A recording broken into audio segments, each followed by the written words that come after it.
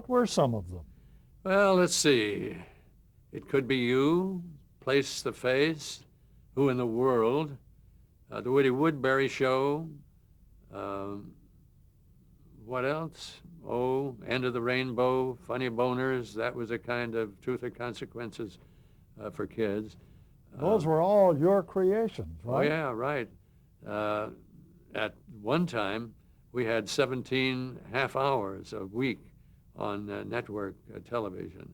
In 1960, a front page daily variety story read of the 13 total hours of production in Hollywood TV studios. Ralph Edwards is Ralph Edwards is responsible for 8 of NBC's 7 hours. 5.5 are Edwards to your C. This is Your Life. It Could Be You. Of ABC's 3.5 hours, 2.5 are Edwards About Faces. He has no properties on CBS at this time. I let that one get away, I guess. That's a lot of shows. I'd forgotten there were so many. Then there were some shows you didn't create but packaged and produced. You want to talk about those? Well, one of the most popular was The Crosswits. That one of our TRC writers, Jerry Payne, created. That ran in first-run syndication on Metromedia for about 12 years. There was a filmed Western, Wide Country, in association with MCA, and the Harry Salter show, Name That Tune. That show was very successful for us. It featured Tom Kennedy as the host and a young, unknown singer, Kathy Lee Gifford. She got to be one real quickly, though, a singer.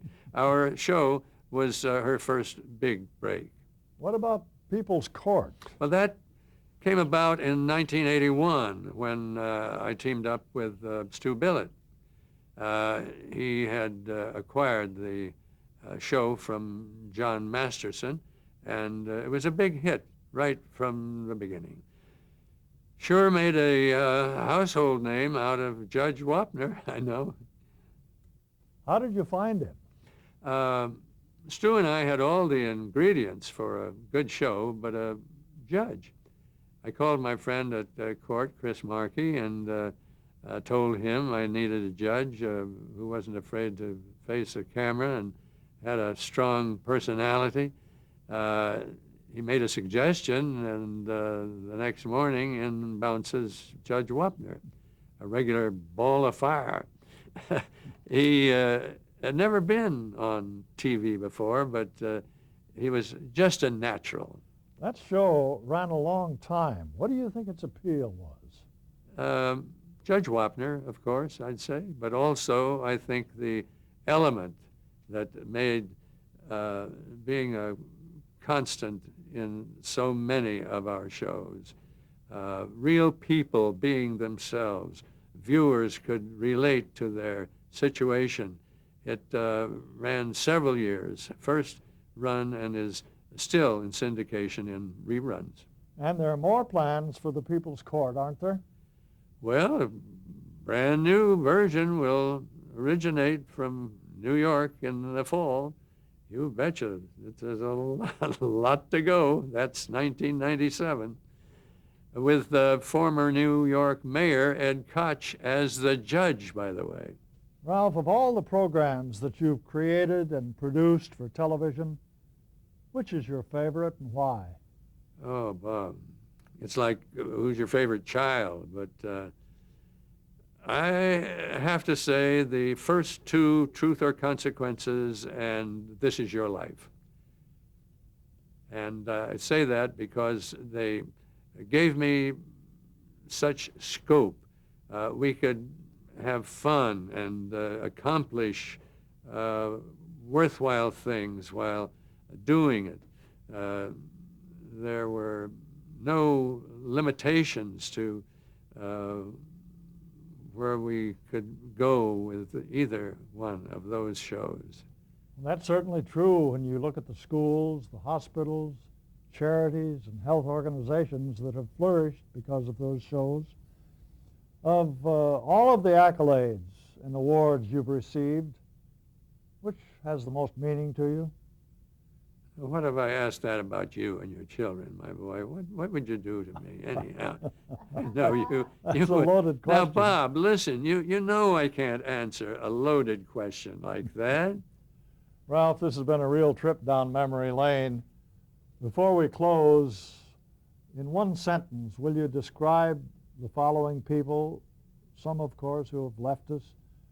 Bob Barker. Finest audience participation host, bar none. Stu Billets. Tops really understands current trends. Ed Bailey. Oh, Ed, fine. TRC, Truth or Consequences producer, knew every facet of the show. Burl Adams. Burl Adams, just a terrific, the best and fairest negotiator and good friend. Al Simon. Multi-talented, good writer, good technician, a man of vision. Paul Edwards. Paul Edwards, indispensable. My brother, who just, with my other brother too, but Paul was the brother and higher, and he just kept me going along tremendously there. Axel Grunberg. And the middle brother too there. Oh, Ax Grunberg, he's my guy. He's the fellow of fellows, a lovable Russian bear, a superb writer, director, producer. Judge Wapner. And his wife too. Of course, all of these probably have wives. I better shout out. Judge Wapner, Fireball. Phil Davis. Oh, Phil Davis, a great idea man, a great pal, and a fella that stands by you. Pat Weaver. Pat Weaver, what can you say about Pat Weaver? The best, the tops, the guy, a broadcast genius, staunch supporter, and a man before his time. Dick Gottlieb. Oh, Dick runs in that garden too very much. Versatile, tremendously, and you got him in his. If you ever got him at that time, you know, what am I saying? Whatever. God love him. He's terrific. Jack Bailey. Jack Bailey, great show host, and he'll do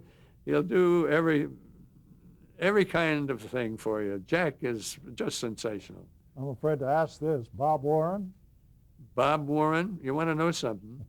This will be, you probably won't think I'm kidding with you, Bob, but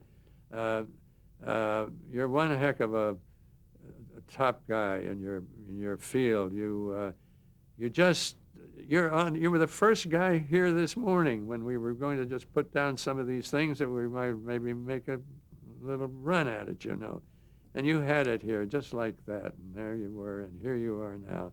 Thank you, Ralph. How about Sue Chadwick? Oh, same kind of you, but she's a girl.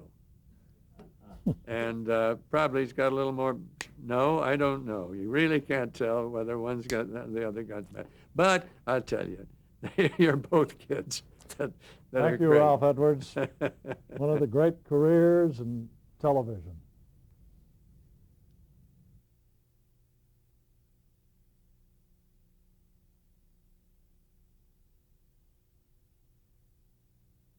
That was taken right after I was hired by CBS in New York, 1936, I think.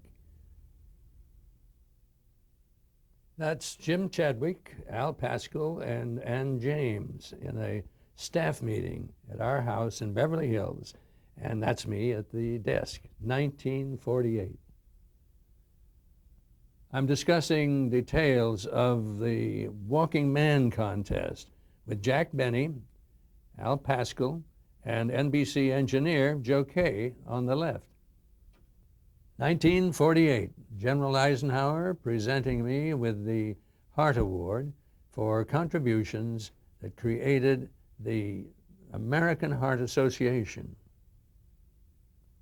My great teacher, Miss Effie Anderson, when we honored her on our live broadcast from the schoolhouse steps in Marino, Colorado in 1950.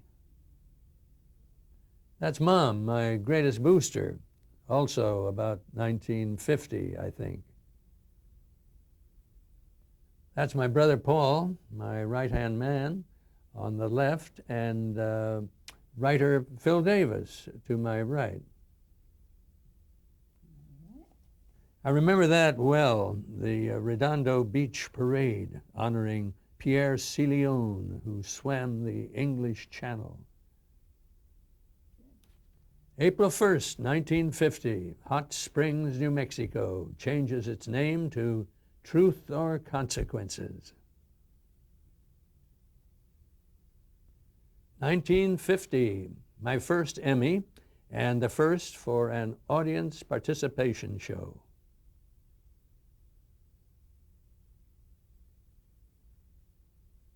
1955, backstage at BBC in London when we started the British version of This Is Your Life.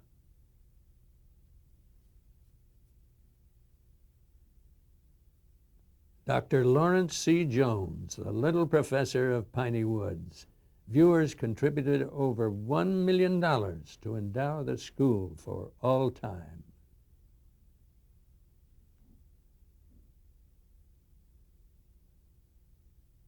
Rear Admiral Samuel Fuqua, last man to walk off the Arizona. We did his life on a platform over the sunken hull of the Arizona, 1958.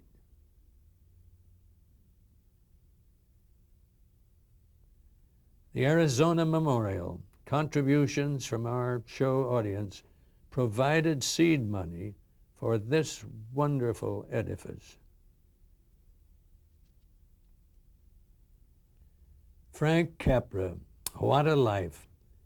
We honored him in 1954.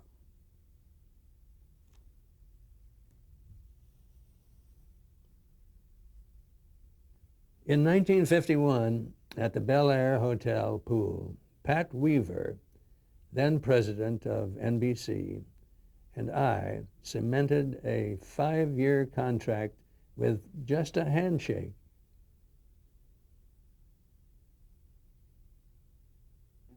In 1996, a group of old friends from KFRC, San Francisco, producer Austin Peterson, Pat Weaver, Murray Boland, and yours truly,